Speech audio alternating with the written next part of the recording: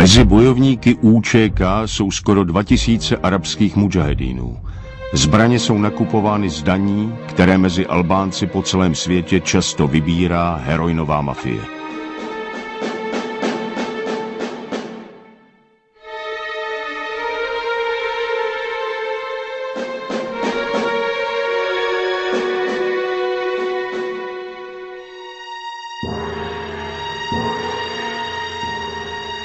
Když teroristé začínají prohrávat s jugoslávskou armádou, nabídnou příměří.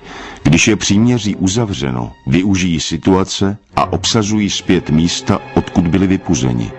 A potom si vyřizují účty s těmi, kteří se stále přátelí se Srby.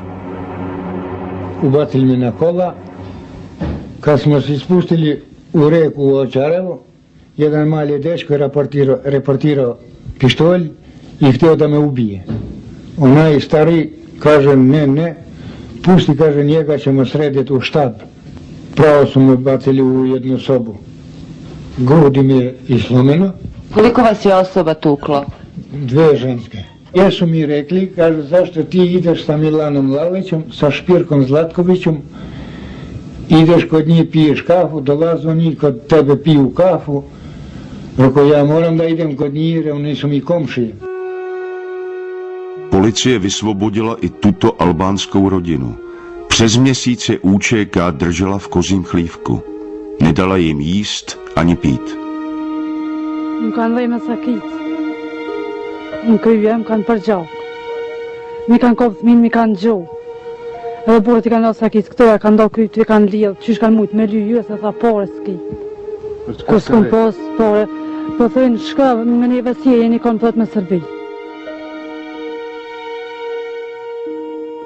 Ovdje Jugoslovenska armija, na primjer, sela koje su neka porušena, to UČK sa tih sela pucalo na vojsku i oni morali dočiste taj teren da ne bi došlo do pogibije stanovnika i civila i od strane vojnika.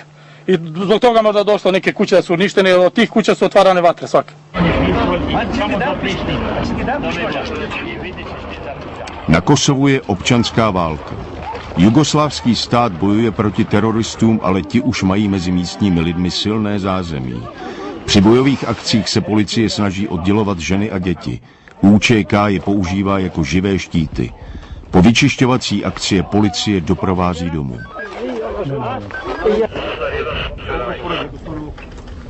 Někteří muži jsou do UČK verbováni násilím.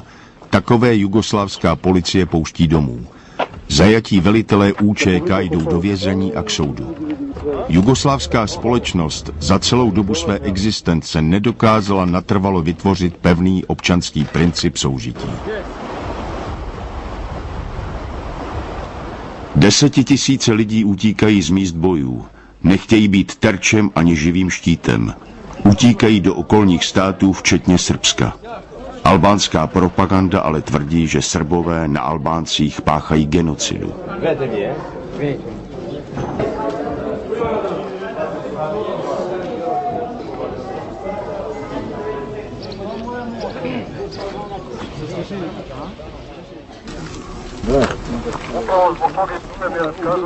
Kosovské lesy začínají vydávat svědectví. Masové hroby jugoslávských občanů různých národností a etnik. Oběti UČK. Tady jeden z vrahů pomáhá odkrývat pozůstatky. Po zajištění důkazů ho čeká řádný soud. Po válce však byli tito zločinci předáni orgánům OSN na Kosovu a tresty si už neodseděli. U ovoj krečani, koja je služila kao krematorijum za spaljivanje leševa likvidiranih građana. Řada informací se bohužel do západních médií nedostala. Například o staré vápence v Klečce. V ní tzv. Bojovníci za svobodu a demokracii z UČK spalovali popravené občany Jugoslávie. Mezi nimi ženy a děti. Před prokurátorkou a novináři vypovídají zadržení bratři Mazreku z Mališova. Samo ti prevodiš šta on kaže. Po Bekimovoj izjavi to je mjesto gdje su streljali 10 civila? Da. Je li bilo civila? A on civilite ton?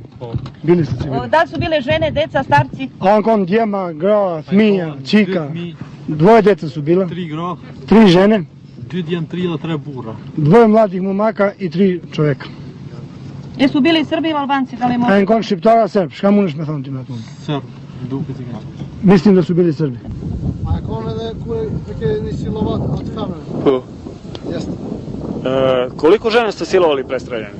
Sa gra e keni silovat para Evropë. Vetëm një femër. On je silova samo jetë. Koliko je godine imala? Sa vjetë ka posë? 15. 15. Vëlloj, kom harru vani, nuk e di vani.